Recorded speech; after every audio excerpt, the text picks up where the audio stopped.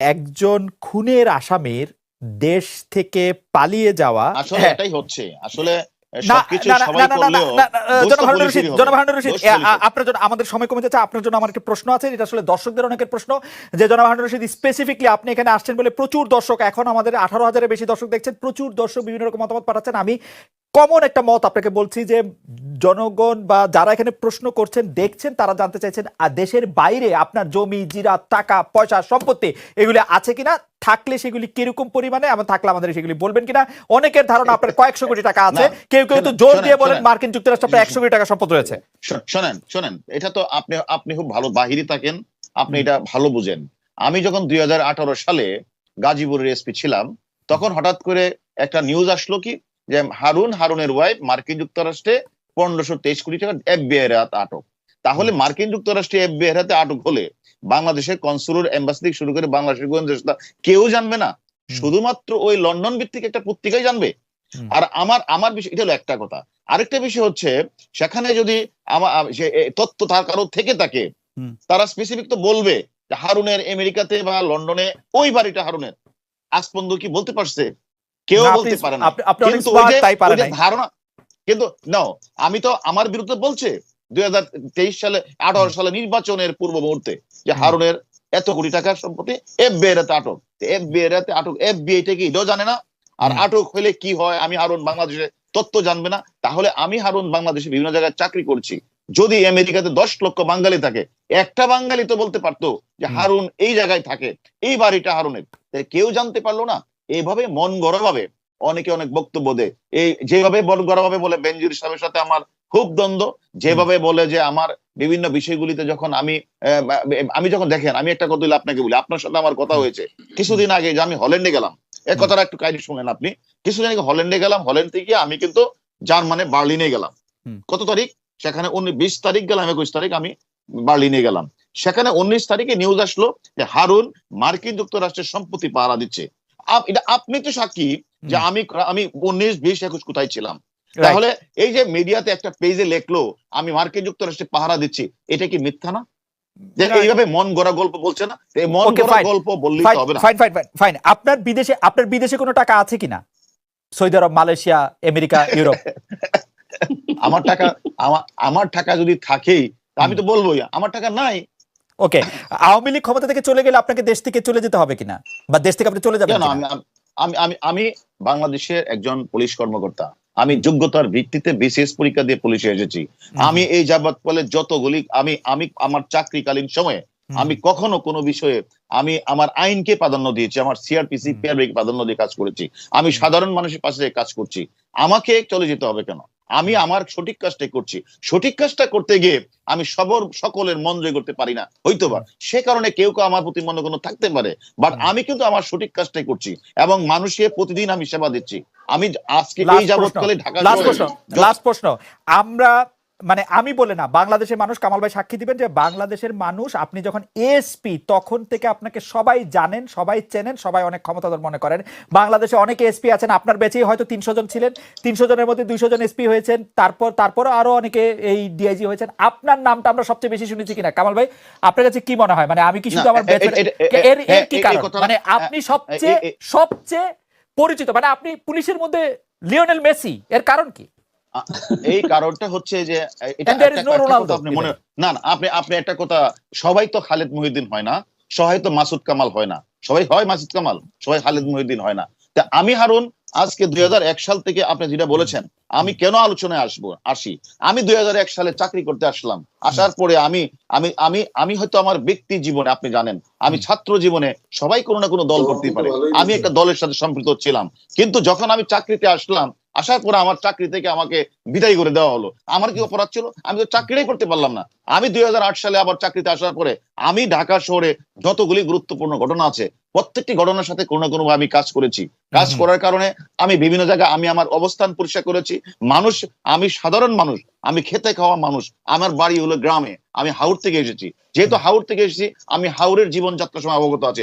আমি ওকে, প্রত্যেকটা গরিব মানুষ থেকে শুরু করে সকলের সাথে আমি মিশি এবং আমি আমার কথাগুলি পরিষ্কারভাবে কথা বলি। যার কারণে যত বড় ঘটনা ঘটে, প্রত্যেকটি ঘটনার সাথে আমি আমি সম্পৃক্ত হই এবং আমি কাজ করার চেষ্টা করি। সে কাজটা করতে গিয়ে আমি অনেকেরই উপকার করেছি, আবার অনেক সময় কারো উপকার করতে গিয়ে আবার কারো ক্ষতিও হয়েছে, এবং এমনও আছে 30 বছর 40 বছরের ঘটনা যেগুলো নিষ্পত্তি হচ্ছে না, আমি সেই ঘটনাগুলো নিষ্পত্তি করার চেষ্টা করেছি। এমন সাবরিনা থেকে শুরু করে এমন শত শত ঘটনা আছে যে ঘটনাগুলি আমি কাজ করতে গিয়ে আমি সেই কাজগুলি করেছি, এবং করার কারণে সকল মানুষ আমার পক্ষে তো থাকবে না। তাহলে যে কাজ করে না তার কোনো শত্রু নেই। আমি মনে করি পুলিশে অনেকে কাজ করে, পুলিশে যারাই কাজ করেছে আমি শুধু একটা মানে আপনি কি বলতে চান যে মানে বলতে চান মানে এটা কেমন কথা হলো, আপনার ব্যাচের মধ্যে আপনি শুধু কাজ করছেন বা বেশি কাজ করছেন?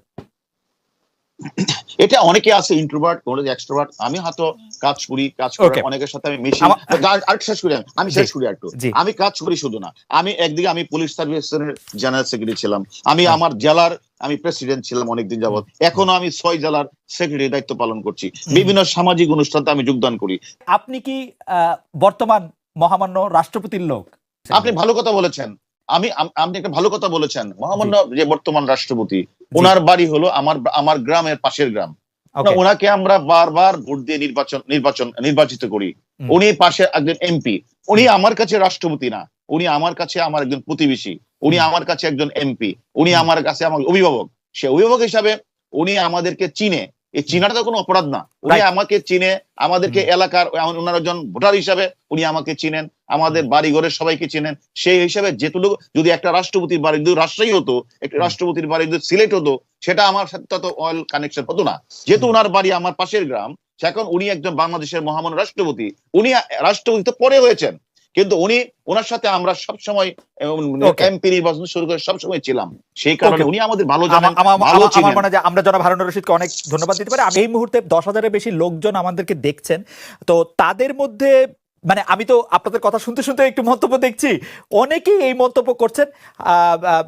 জনাব হারুনুর রশিদ আর আমি একই সঙ্গে বিশ্ববিদ্যালয়ে পড়েছি, আমরা একই সঙ্গে কিছুদিন সরকারি চাকরি করেছি, আমি ফিরে এসেছি। সুতরাং হারুনুর রশিদ আমার এক ধরনের বন্ধুও বটেন। সেই জায়গা থেকে আমি আসলে স্বাধীনতা নিয়ে জনাব মোহাম্মদ হারুনুর রশিদ আপনাকে এই প্রশ্নটি আমি করতেই চাই। সাবেক পুলিশ প্রধান জনাব বেনজির আহমেদের সাথে আপনার পার্সোনাল দ্বন্দ্বের কথা পাবলিক পারসেপশনে এসেছে। যে সাবেক পুলিশ প্রধান জনাব বেনজির আহমেদের টাকা বা বেনজির আহমেদের জোগাড় করে দেওয়া টাকা নিয়ে আসলে দুবাইতে এই ব্যবসা হচ্ছে কিনা সেটি নিয়ে প্রশ্ন এসেছে। আপনি ডিবি প্রধান হওয়ার পরে এই বিষয়টিকে আপনি তুলেছেন এবং আপনার মাধ্যমেই আসলে মিডিয়া এই কথাগুলি পেয়েছে, যেটিকে আমরা আইন শৃঙ্খলা রক্ষাকারী বাহিনীর একটি সূত্র বলছে পুলিশের সাবেক একজন ঊর্ধ্বতন কর্মকর্তার টাকায় দুবাইয়ে সোনার ব্যবসা শুরু করেন রবিউল ইসলাম। আপনি যদি মানে কামাল ভাই প্রশ্নটি তুলেছেন, আমি একটু পরিষ্কার করে বললাম, আপনি যদি একটু বলেন। কামাল ভাই যে কথাগুলি বলেছেন সে একটা বলছেন ধারণাগত কথা বলেছেন। আসলে কারোর সম্পর্কে বলতে গেলে একটা পারফেক্ট একটা পরিপূর্ণ একটা তত্ত্ব নিয়ে বললে ভালো হতো। আরেকটা কথা আপনাকে পরিষ্কার বলি, আমাদের যে কথাটি আপনি এখন প্রশ্নটা করেছেন, আমি একটা ক্ষুদ্র মানুষ। আমি যখন ডিসি তেজগাঁ এসপি, তখন বেনজির সাহেব হলো ইন্সপেক্টর জেনারেল পুলিশ। তখন আমিও দেখেছি যে বিভিন্ন বাহির থেকে বিভিন্ন নাগরিক পেজ বিভিন্ন জায়গা থেকে তারা বলতো এটা আসলে এক ধরনের গল্প, যে গল্পটা পুলিশের সাথে পুলিশের কথা বললে বেশি মানুষ দেখবে, ভিউয়ার বেশি হবে, এই কারণে এই কথাগুলি বলে। তাহলে আমার মতো একটা ক্ষুদ্র অফিসার এসপির সাথে একজন ইন্সপেক্টর জেনারেলের কোনো দ্বন্দ্ব দ্বিমত থাকতেই পারে না। এটা সম্পূর্ণ একটা মানে একটা মিথ্যা বানোয়াট প্ররোচনা। আমি শুধু একটা কথা বলি, আইজি সাহেব আর এসপি সাহেবের মধ্যে দূরত্বটা এত বেশি যে গল্প বানানোর জন্য এটা আসলে উপযুক্ত গল্প না। কিছু না থাকলে সেটা উপযুক্ত গল্প না, উপযুক্ত গল্প না। তারপরেও যারা এটা বলেন তারা কিন্তু না বুঝে না জেনেই বলেন। আমার সাথে যে আমাদের যে ইন্সপেক্টর জেনারেল পুলিশ ছিলেন, উনার আমলেই আমি জয়েন্ট কমিশনার ডিবি হয়েছি, উনার আমলেই আমি ডিআইজি হয়েছি এবং ডিবির এডিশনাল কমিশনার ডিবি হয়েছি। তাহলে উনার সাথে আমার কোনো বিষয়ে যদি কোনো দ্বিমত থাকতো, তাহলে কোনোদিন মানে একটা ইন্সপেক্টর জেনারেলের ক্ষমতা অনেক, আপনি জানেন, সেখানে আমি এতগুলি মানে আমি এত মানে পদোন্নতি পেতাম না। আসলে ছোট্ট করে একটু বলতে পারি, এমন কি হতে পারে ব্রাদার যে আপনি আসলে ইন্সপেক্টর জেনারেল অফ পুলিশের চেয়েও আরো অনেক বড় লোকের না এই ধরনের ক্ষমতা আমি ইউজ করি না বলেই আমি এখন সারা বাংলাদেশে যে আমি কাজ করি, আমার কাছে একদম ক্ষেতের কৃষক থেকে মজুর থেকে শুরু করে সবাই আমার কাছে আসে। আমি সকলের সাথেই কথা বলি এবং আপনি যেখানেই যাবেন ঢাকা শহরে আমি আমাদের যদি স্বরাষ্ট্রমন্ত্রী মহোদয়ের সাথে কথা বলেন, যেখানেই বলেন সেখানে মানুষ বলে এবং আমার এই কাজটা ডিবিকে দেন, হারুনকে দেন, অর্থাৎ আমরা একটা আস্থার জায়গায় পরিণত হয়েছে ডিবি। আমরা সেই কারণে আমরা কাজগুলি করি। এই ঘটনা পত্রপত্রিকায় জানাজানি হওয়ার পর আপনাকে উদ্ধৃত করে পত্রপত্রিকায় লেখা হয়েছে সাকিব আল হাসান জানা সত্ত্বেও দুবাইতে গিয়েছেন, বা আপনারা সাকিব আল হাসানকে জানানোর পরও তিনি দুবাইতে গিয়েছেন। আপনারা সাকিব আল হাসানকে কিভাবে জানিয়েছেন যে এইখানে যায়েন না? এটা মানে মানে এটা এটা কিরকম আমাদের যদি আমরা বিভিন্ন সূত্রের মাধ্যমে তাকে জানিয়েছি, সে বিষয়টা জেনেছেন। পাশাপাশি আপনি বলেছেন 3 দিন যাবত সারা বাংলাদেশের ফেসবুক, টুইটার থেকে শুরু করে ইউটিউব থেকে শুরু করে তোলপাড়।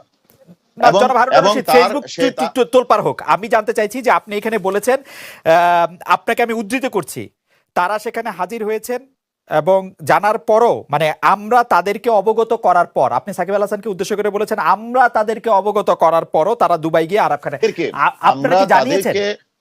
মানে তাকে জানিয়েছেন কিনা? আমরা তাদেরকে বিভিন্ন সোর্সের মাধ্যমে জানিয়েছি এবং তারা অবগত হয়েছে। আপনি সরাসরি জানান কেন? পরেও জনাব হারুন রশিদ, আপনি সরাসরি জানান কেন? না, আমি তাকে কিভাবে জানাবো? আমি তার প্রিয় লোকজনের মাধ্যমে তাকে জানিয়েছি। কেন মানে সরাসরি? এটাই তো আমরা মানে আপনার অফিস, যে কথাটা বলছেন, মানে আপনার অফিসকে সরাসরি জানান না, মানে আপনি তো বহু লোকজন। আমরা তো একটা আপনি যে কথাটা বলছেন, সে দুবাই যাবে, সেখানে সে এড দিচ্ছে, আমি তার সোর্সের মাধ্যমে তাকে জানিয়েছি, তারপরে সে গিয়েছে। আমি সেটাতে বলছি যে সে যে গিয়েছে সেটাকে আমরা এক ধরনের নৈতিকতার বলে আমরা তাকে একটা অপরাধ মনে করছি, যে সেখানে একটা হারবারিং একটা আমাদের পেনাল কোডে একটা বিষয় আছে, যে আসলে কেউ একজন কাউকে টাকা দিয়ে সহায়তা করে, কেউ তাকে আশ্রয় প্রশ্রয় দিয়ে সহায়তা করে, কেউ তাকে নৈতিকতা দিয়ে প্রশ্রয় দিয়ে থাকে। আমরা ওই নৈতিকতার প্রশ্রয় দেওয়া তাকে কি ঘিরেই আমরা তাকে বিভিন্ন মাধ্যমে জানানোর চেষ্টা করি। পুলিশ কি এখন মোরাল পুলিশ? হ্যাঁ, আমি তো মনে করি বাংলাদেশ পুলিশ এখন অনেক নৈতিকতা পুলিশের দিকে যাচ্ছে। আপনি পিআরবির কোন জায়গা থেকে আপনি নৈতিকতা মানুষকে, আপনি যেমন আপনি জানেন, শুনেন আমি আপনাকে বলি, আমাদের পেনাল কোডের একটি সুস্পষ্ট ধারা আছে, হারবারিং মানে আশ্রয় প্রশ্রয় দেওয়া একটা ধারা আছে সেখানে। এটাকে আমরা মনে করি যে এটা এক ধরনের হারবারিং। সে একটা লোক, আপনি বাংলাদেশ থেকে শুধু পুলিশ অফিসার না, সে একটা বাংলাদেশের নাগরিককে সে হত্যা করেছে। হত্যা করে সে বাংলাদেশকে ত্যাগ করে সে আরেকটি দেশের পাসপোর্ট নিয়ে সে ইন্ডিয়াতে দুবাইয়ে চলে গিয়েছে। সে দুবাইয়ে গিয়ে সে এত বড় একটা স্বর্ণের ব্যবসা সে উদ্বোধন করতে যাচ্ছে। সেখানে আমাদের বাংলাদেশের লক্ষ লক্ষ মানুষের অত্যন্ত প্রিয় লোক হলো সাকিব আল হাসান। সাকিব আল হাসানকে বাংলাদেশের অনেক ম্যাক্সিমাম লোকই পছন্দ করে, তার সে ক্রিকেটার, তার মতো লোককে আমরা গর্ববোধ করি। এমন একটা লোক যখন এরকম একটা খুনি, সেটা তো আপনার দাবি, আপনার দাবি যে উনি খুনি, এটা প্রমাণও হয় নাই, কিছু হয় নাই, উনি সেই লোক কিনা সেটা প্রমাণ করা বহুত বাকি। যার নামে বাংলাদেশে 12 থেকে 14টি ওয়ারেন্ট আছে অবৈধ অস্ত্র মামলা, যার নামে চার্জশিট দেওয়া হয়েছে, সে একজন পুলিশ অফিসার না, সে বাংলাদেশের একজন নাগরিককে সে হত্যা করেছে। তারপরেও যদি কেউ বলে যে এটা সে সুস্পষ্টভাবে সে খুনি কিনা সে জানে না, তাহলে এটা তো অনাকাঙ্ক্ষিত না। এটা তো পুলিশের সরাসরি সহায়তা ছাড়া, পুলিশের সরাসরি ইনভলভমেন্ট ছাড়া এটা সম্ভব না। আমি চাকরি না করলেও একটু আমি বুঝি, এতে পুলিশ ইনভলভ না থাকলে এটা সম্ভব না, ইম্পসিবল। না, এটা যে কথাটা বলছেন পুলিশের ইনভলভ, এখন কোনো ব্যক্তি যখন বর্ডার দিয়ে চলে যায়, সেখানে শুধু পুলিশের দায়িত্ব তো শুধু পড়ে না যে তাকে আটকানো, কে কোন দিকটা চলে যাচ্ছে, তাই না? আমরা কিছুদিন আগে যেটা দেখলাম যে শিবপুরে একটা মার্ডার হয়েছে, সেখানে সে কসবা দিয়ে পালিয়ে, সে যে 1 নম্বর আসামি সে শিবপুর দিয়ে চলে গেছে। তাহলে হ্যাঁ, আপনি বর্ডার সাইডে দিয়ে চলে যাচ্ছে, সেখানে সেই জায়গাটাতে হ্যাঁ আমাদের অনেক সংস্থারই দুর্বলতা চলে যাচ্ছে। পুলিশের একটা ওসি মাইরা ফেলছে, উনি পুলিশের একটা ওসি মাইরা ফেলার আসামি, উনি বাংলাদেশে ঢুকতেছেন, ইমিগ্রেশনের মধ্যে উনার কোনো ছবিও নাই, উনার কোনো থামস নাই, কিচ্ছু নাই, উনাকে দেখে কেউ কোনোদিন চিনতে পারতেছে না। কোনো জায়গায় বাংলাদেশের ঢুকার পয়েন্টগুলিতে জিজ্ঞেস করা হয়েছে যে এইখানে তার চেহারার ছবি লাগানো হয়েছে কিনা? নো, না। এখন একটা মানুষ যখন ইন্ডিয়ান পাসপোর্ট নিয়ে ফেলে, তখন আসলে তাকে ইন্ডিয়ান পাসপোর্ট দেখার পরেই আসলে সেভাবে তাকে আসলে সেবার আমাদের বাংলাদেশের অপরাধীদের ইন্ডিয়ান পাসপোর্ট প্রথম না তো, বাংলাদেশিরা যে ইন্ডিয়ান পাসপোর্ট নেয় হারুন ভাই, আমরা যখন ছাত্র তখন থেকে নিত, আমরা যখন ছাত্র হই হ্যাঁ তখন নিচ্ছে, থেকে নিত। আমি তো এটাই বলছি, যখন নিয়ে নিচ্ছে আমাদের দেশে কিন্তু এই আপনার ধরনের একটা ক্রিমিনালের প্রযুক্তিগত এখন একটা ক্রিমিনালের একটা মার্কশট থাকবে না আপনার বন্দরগুলিতে? হ্যাঁ এখন এখন করা হচ্ছে, এখন সব জায়গায় করা হচ্ছে। তখনও তো কম ছিল, এখন করা হচ্ছে। এবং আমরা কিন্তু এখন কিন্তু দেখেন আমাদের টিপু হত্যা মামলা কিছুদিন আগে আপনি দেখেছেন, যখন যে মার্ডারটি হয়েছে টিপু হত্যা, মতিঝিলের ঘটনা, আমরা কিন্তু সেখানে লক্ষ্য করেছেন আমরা ওমান থেকেও যখন একজন আসামিকে নিয়ে আসছি, ইন্ডিয়া থেকে আসামি নিয়ে আসছি। আমরা কিন্তু এখন প্রযুক্তিগত দিক দিয়ে কিন্তু আমরা এখন মানে যে কোনো ঘটনায় ঘটছে আমাদের সেই ঘটনা কিন্তু যে ক্লু আমরা কিন্তু বের করার চেষ্টা করছি এবং আমরা পারছি এখন। আচ্ছা, একটু পুরনো কথা জিজ্ঞেস করি যে আরাফ খানকে যেহেতু উনি এখন ভারতীয় নাগরিক বলে নিজেদের দাবি করছেন, আপনারা কি আপনাদের ইন্ডিয়ান কাউন্টার পার্টের সাথে কোনো রকম কোনো যোগাযোগ করেছেন কিনা? হ্যাঁ আমরা অলরেডি এবং সেখানে কি বলা হয়েছে? আমরা অলরেডি ইন্ডিয়ান পার্টির সাথে কথা বলেছি। আমরা অলরেডি আমাদের বাংলাদেশে ইউএর যে অ্যাম্বাসেডার তার সাথে আমি নিজে দেখা করেছি এবং ইন্ডিয়ার প্রতিনিধি বাংলাদেশ তাদের সাথে কথা বলেছি। আমরা আমাদের তথ্যগুলি যেগুলি আছে সেগুলি আমরা তাদের দিয়েছি। ইউএ অ্যাম্বাসেডর কি এখন ঢাকায়, না আপনি দুবাই গিয়েছিলেন? না, বাংলাদেশি অ্যাম্বাসেডর, যেটা বাংলাদেশি দুবাই দুবাইয়ের অ্যাম্বাসেডর যে বাংলাদেশে আছে, ওকে ওকে ওকে, আচ্ছা তার সাথে আমি দেখা করেছি। আচ্ছা আচ্ছা, এবং ইন্ডিয়ান কাউন্টার পার্টদের সাথে আপনি কথা বলেছেন, ইন্ডিয়ানরা কি জানিয়েছেন? মানে আমি নিজেদেরকে জানিয়েছি, তাদের তথ্য দিয়েছি, তারা বিষয়টা দেখছেন এবং সবাই দেখছেন, বিষয়টা জানাজানি হওয়ার পর সবাই দেখছেন। কিন্তু আমরা আমাদের কাজটা করছি এবং ইন্টারপোলকে আমরা অবহিত করেছি। আরেকটা জিনিস হচ্ছে যে কামাল ভাই আরেকটি প্রসঙ্গ এটার মধ্যে তুলেছিলেন যে অভিযোগ কিভাবে দেওয়া হবে। আপনি বলেছেন যে এটা আসলে নানা ধরনের সংস্থা এখানে আছে, তাদের এখানের মধ্যে দায়িত্বের মধ্যে এটি আছে। আমরা একটি সরল প্রশ্ন, দর্শকদের মধ্যে অনেকেই প্রশ্ন করছেন যে আমরা এখন প্রায়ই দেখছি দুবাইয়ের একটি নতুন নীতিমালা বা আইনের আলোকে বাংলাদেশ থেকে বহু লোক সেইখানে বড় হলে স্বর্ণের ব্যবসা, ছোট হলে রেস্টুরেন্ট ব্যবসা, মাঝারি হচ্ছে কি রিয়েল এস্টেটের ব্যবসা, সেগুলি করার জন্য টাকা নিয়ে যাচ্ছেন, অ্যাপার্টমেন্ট ব্যবসা, সেগুলির ক্ষেত্রে আপনারা কি করছেন সেটা দর্শকরা অনেকে জানতে চাইছেন। কামাল ভাইয়ের কথার সূত্র ধরে আমি দর্শকদের আমরা তো এটা তো আমি বলছি আপনাকে, আমাদের এটা দায়িত্বটা তো আমাদের সকলেরই। আমাদের পার্ট থেকে তো আমরা যতটুকু তথ্য পাচ্ছি, তথ্যপত্র সংগ্রহ করছি, আমাদের খোঁজ খবর নিচ্ছি এবং আমরা বিভিন্ন সময় আপনারা লক্ষ্য করেছেন আমরা বিভিন্ন জায়গায় অভিযানও পরিচালনা করি। হুন্ডি টাকার বিরুদ্ধে কোনো অভিযান হলে সেটাও আমরা অভিযান করি। আমরা বিষয়গুলি আমাদের পার্ট থেকে যতটুকু সম্ভব এতটুকু আমরা দেখছি। এছাড়া আমি মনে করি যে একটা বিশাল বড় বিষয়, বিশাল এটাকে এই যে আপনি যে কথাটা বলছেন যে মানে মালয়েশিয়া টাকা নিয়ে যাচ্ছে, তারপর দুবাই টাকা নিয়ে যাচ্ছে, আমেরিকাতে টাকা নিয়ে যাচ্ছে, বিভিন্ন এই যে এটা আসলে সামগ্রিক ভাবে দেশের আমরা মনে করি সবাইকে এগিয়ে আসতে হবে বিষয়টার জন্য। না হলে আস্তে আস্তে তো তারা মনে করেছে এটা কোনো বিষয় না। এই যে দুবাই টাকা নিয়ে আমরা নিজেরা তো দেখি, নিজেরা যখন যাই সেখানে গিয়ে দেখি যে আমাদের বহু বড় বড় ব্যবসায়ীরা সেখানে অ্যাপার্টমেন্ট ব্যবসা করছেন, হোটেল ব্যবসা করছেন, আমরা দেখি। আমরা সবাই আগে আসলেও হবে না, আপনারা যদি পেছনে থাকেন, আপনারা যদি সামনে থাকেন, আমরা আগে আসতে সেটাতে কোনো অসুবিধা নাই। অবশ্যই আপনাদের যে কোনো সহযোগিতায় বাংলাদেশ পুলিশ কিন্তু আগিয়ে আসছে। আপনারা আমাদের যে কোনো তথ্য দেন এবং এটাও আপনাকে গ্যারান্টি দিচ্ছি, যদি কোনো পুলিশ কর্মকর্তা এই আরাফ খানের পিছনে থেকে থাকে, অবসরপ্রাপ্ত কর্মকর্তার নাম যদি আপনাদের কাছে কোনো তথ্য প্রমাণ থাকে, সেটাও আমরা ইনশাআল্লাহ তথ্য বের করবো। সে নামটা আমাদেরকে কানে কানে বলে দিন, আমরা আবার সেই